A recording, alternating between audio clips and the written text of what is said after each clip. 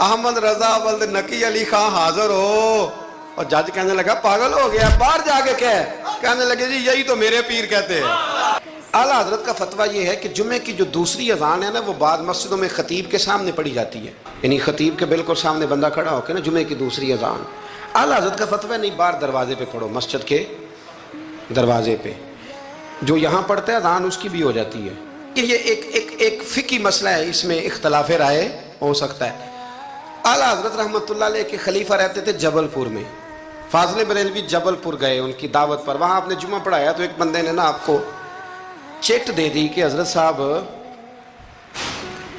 जुमे वाले दिन दो जुमे की दूसरी अजान है वो कहाँ पढ़नी चाहिए। तो आला हजरत फरमाने लगे कि बाहर दरवाजे पे पढ़ो जुमे की दूसरी अजान।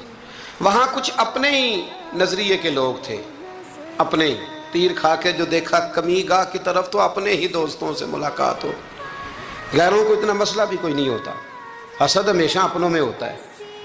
तो वो अपने ही लोग थे, वो कहने लगे जी हम 50 साल से दे रहे हैं अजान, मौलवी साहब ने यहाँ आके लड़ाई करा दी है कि अजान बाहर पढ़ो।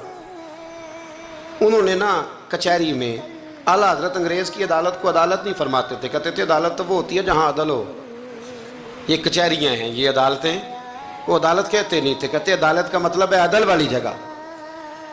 आला हजरत कभी नहीं गए थे अंग्रेज़ की अदालत में। तो जब उनसे कहा गया ना कि मुकदमा कर दिया किसी ने कि लो जी हम 50 साल से अजान पढ़ रहे हैं, तो इन्होंने नवा फतवा दे दिया है कि अजान जो बाहर पढ़े, तो आला हजरत को नोटिस आ गया अदालत से। आप कभी जाया नहीं करते थे, इत्तेफाक की बात, वो जो आवाज़ देने वाला था ना, जो आवाज़ देता था फलां बिन फलां हाजिर, वो आला हजरत का मुरीद था। आला हजरत ने उसको सारी बात समझा दी कि मेरी बारी आई तो तुमने करना क्या है। उसने कहा जी ठीक है, मसला तय हो गया।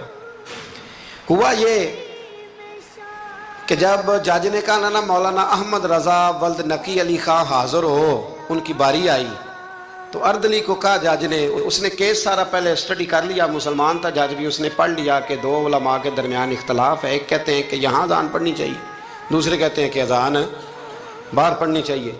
तो वो पता क्या कहता है, उसको समझाया हुआ था। जज कहने लगा चलो जी ये मसला भी निपटाओ। वो मुदई पार्टी भी आई हुई थी, आला हजरत नहीं आए थे, वो बड़े खुश थे कि वो नहीं ना आया, तो हम जज को ना थोड़ा सा इसको हवा भरेंगे कि देखा ना जी वो तो आपको भी कुछ नहीं समझता, वो बात और ख़राब हो जाएगी। पर वह तो इज़्ज़ु मन तशा तो ज़िल्लु मन तशा, ये इज़्ज़तें ज़िल्लतें ये अल्लाह के हाथ में, ये रब करीम के हाथ में। तो उन्होंने ना पूरी तैयारी, नहीं ना आया, देखना और करेंगे। अब वो अर्दली को जब कहा ना उस आवाज़ देने वाले को, जज साहब ने कि बुलाओ उसको, आला हज़रत ने, उसने पता क्या किया, आवाज़ तो बाहर देनी होती है ना, वो जज के सामने कुर्सी के सामने खड़े होके ना कानों में उंगलियां लेके कहने लगा अहमद रजा वल्द नकी अली खां हाजिर हो। और जज कहने लगा पागल हो गया, बाहर जाके कह।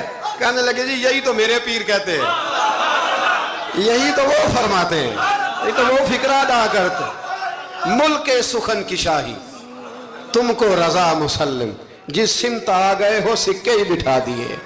फरमाया जी यही तो वो कहते हैं, वो कहते हैं मौलवी तो आया बैठा जुमा पढ़ाने के लिए, इसको अजान क्यों सुनाता है, बाहर सुना ताकि जो रह गया वो भी आ जाए, यही तो वो फरमाते हैं। जज कहने लगा मौलाना को तकलीफ करने की जरूरत नहीं, वो जो कहते हैं ठीक ही कहते हैं, फतवा मसला उनके हक में देता हूँ। याद रखे आला हजरत का ये कमाल था कि उन्हें अल्लाह ने इल्म भी दिया था और समझाने की ताकत भी अता फरमाई। उनके अंदर ये कुव्वत थी, ये हिम्मत थी कि वो बात समझा